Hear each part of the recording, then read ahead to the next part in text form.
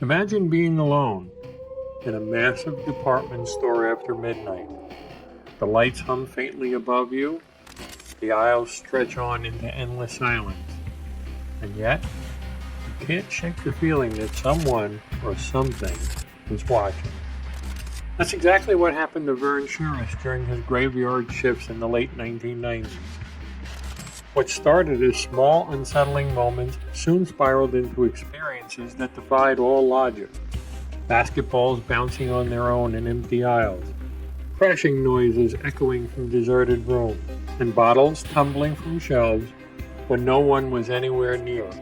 And years later, when Vern thought those haunted nights were finally behind him, something followed him home. A night when he felt the bed sink beside him, as if an unseen presence had slipped in under the covers, right there in the dark. These are Vern's ghostly encounters, stories that may leave you glancing over your shoulder, wondering if the shadows in your home are really as empty as they seem.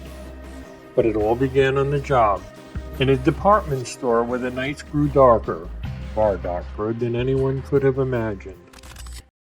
In 1998 and 1999, Vern worked the overnight graveyard shift as a janitor at a discount department store in Brandon, Manitoba. On the surface, it was just an ordinary gig, sweeping endless floors, scrubbing bathrooms, making sure everything was shipshape before the morning rush. When the last employees clocked out and the heavy doors locked with a final click, the building seemed to change. Vern often dreaded that trek up to the second floor lounge and bathroom. The moment he stepped into that space, the air grew heavier, thicker, like it was holding its breath. He couldn't shake the prickling sensation of unseen eyes tracking his every move. Sometimes he'd freeze mid-task, convinced someone was lurking just around the corner, only to find the hall stretching out, utterly, unimpressively empty. One night, his co-workers froze as the rhythmic thump, thump, thump of a basketball echoed in the sporting goods section.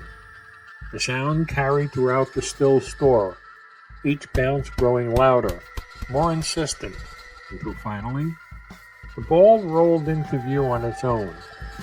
They laughed it off at first, sure Vern was behind some elaborate prank, but when they searched, he was nowhere near that section, nowhere at all. Later, during a quiet night meal break, a thunderous crash rattled the lounge above them. Everyone froze, hearts pounding, expecting overturned tables, shattered glass everywhere, but when they rushed up the stairs, the lounge sat in eerie silence. Nothing had moved. And then the bottles. Vern watched them one night, after the store had closed its doors for good, falling one by one from a high shelf.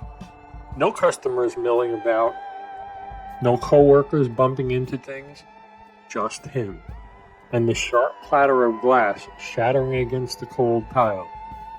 Each incident chipped away at that fragile excuse of coincidence. It was clear the store wasn't just quiet at night, it was alive, with something that didn't belong. After nights like those, Vern began to wonder if something in that store was truly following him, watching from the shadows, long after the lights flickered out. But as strange and spine-chilling as those late shift encounters were, the most terrifying moment of all didn't unfold under fluorescent hums. No. It waited for him years later, in the one place he thought he was safe, in his own bedroom, when an unseen presence decided to make itself uncomfortably known.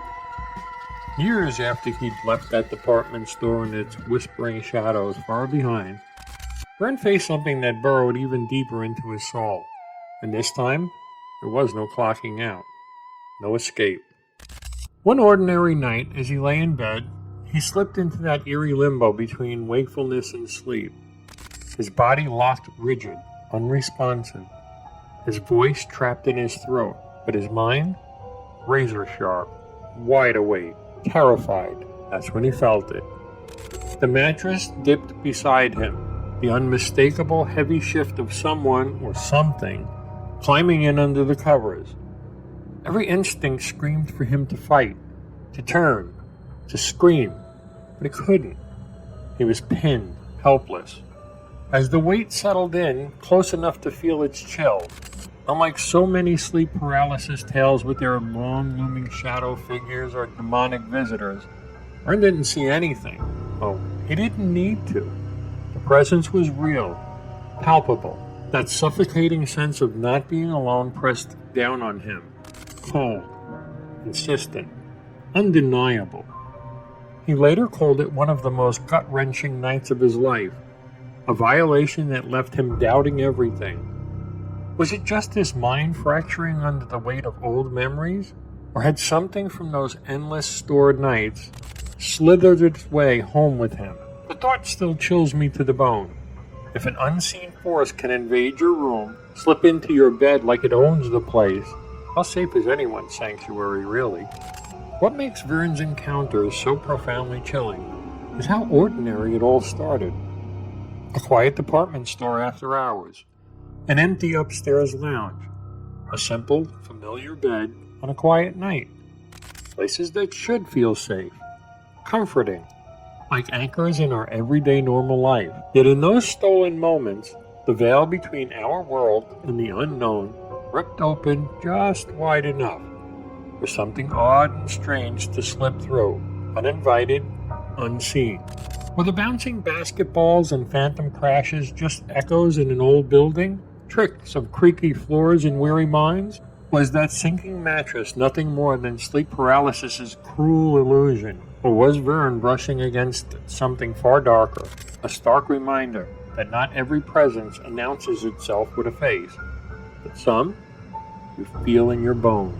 Stories like Vern's peel back that fragile illusion of control, showing us how thin the line truly is between the explained and the eternal mystery. And as we creep deeper into Halloween season, his experiences have me peering into my own corners, wondering what shadows might be biding their time, waiting for their moment to stir. A huge heartfelt thank you to Vern Sherris for trusting me with his personal ghostly encounters. It takes real guts to share stories that blur the line between fear and the unknown, like this one did. I'm truly honored to shine a light on it for all of you. Vern, if you're watching, thank you from the bottom of my heart. Now, I want to hear from you guys. What do you make of Vern's chilling tale? Have you ever felt that same uneasy presence in the shadows, or does this story hit a little too close to home? Drop your thoughts, theories, or your own ghostly run-ins in the comments below. Let's unravel the unknown together. If this left you on the edge of your seat, smash that like button to show your support. Subscribe to Odd Mystery Stories for weekly dives into the weird and unexplained, and hit the notification bell so you never miss a whisper from the other side. My name is Vince, and this is Odd Mystery Stories. Until next time, keep an eye on those dark corners. You never know who or what might be watching. Right back at you. In the meantime, dive deeper into the eerie, strange, and mysterious with these other videos on the screen. Click on one of these to stay on the channel, oddly strange or not.